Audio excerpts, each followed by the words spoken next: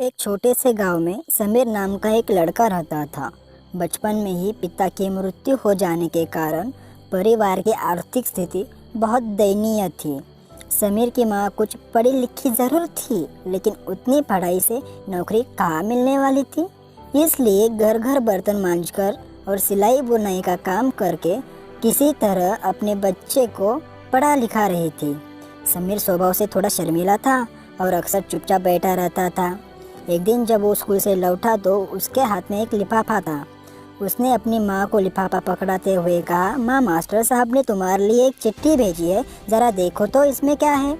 माँ ने मन ही मन चिट्ठी पढ़ी और मुस्कुरा कर बोली, बेटा, इसमें लिखा है कि आपका बेटा काफ़ी होशियार है। इस स्कूल के बाकी बच्चों की तुलना में इसका दिमाग बहुत तेज़ है और हमारे पास इसे पढ़ाने लायक शिक्षण नहीं है, इसलिए कल से आप इसे किसी और स्कूल में भेजें। यह बात सुनकर समीर को स्कूल न जाने सकने का दुख हुआ, पर साथ ही साथ मन आत्मविश्वास से भर आया कि वो कुछ खास है और उसकी बुद्धि तीव्र है। माँ ने उसका दाखिला एक अन्य स्कूल में करा दिया।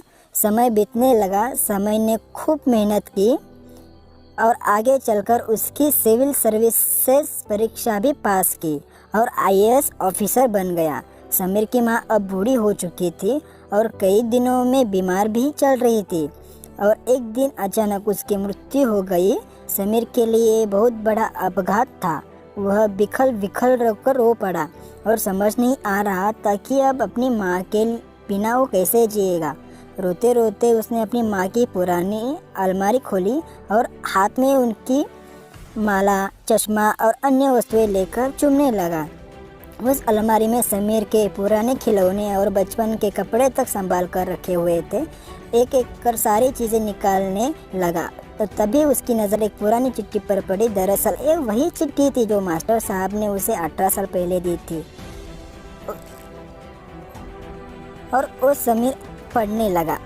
आदरणीय अभिभावक, आपको बताते हुए हमें अफसोस हो रहा है कि आपका बेटा समीर पढ़ाई में बेहद कमज़ोर है और खेलकूद में भी भाग लेता है।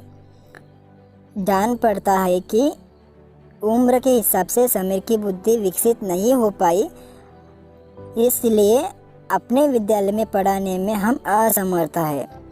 आपसे निवेदन है कि समीर को कल दाखिला किसी मंद बुद्धि विद्यालय में कराए अथवा खुद घर पर रखकर पढ़ाए। सादर प्रिंसिपल। समीर जानता था कि भले अब उसकी माँ इस दुनिया में नहीं है, पर वो जहाँ भी रहे उसकी ममता, उनका आशीर्वाद सदा उन पर बना रहेगा। तो दोस्तों, इससे क्या सीख मिलती है कि माँ के बिना इस दुनिया में कुछ भी नहीं है।